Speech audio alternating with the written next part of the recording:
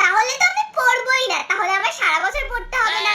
কি আছে 2 বছর বাদে তাহলে আমি তোর সাথে তোরই ক্লাসে পড়ব। কেন? তোর বন্ধুরা সব উঁচু ক্লাসে উঠে যাবে না, আর তুই ফেল করে ওই ক্লাসেই বসে থাকবি। এক ঘুষি মারবো। কে কাকে মারছে? দাদা মারছে। মেরে তোর আমি পিঠের ছাল তুলে নেব। আজকের দিনে মায়ের কাছে মার খেলে সারা বছর তুই মায়ের কাছে খুব খুব করে মার খাবি।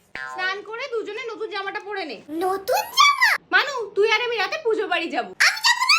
জানোয়ারদেরকে নিয়ে না কেউ পূজা বাড়ি চায় না। তুই বাবার সাথে গিয়ে হাল খাতাগুলো সেরে আসবি।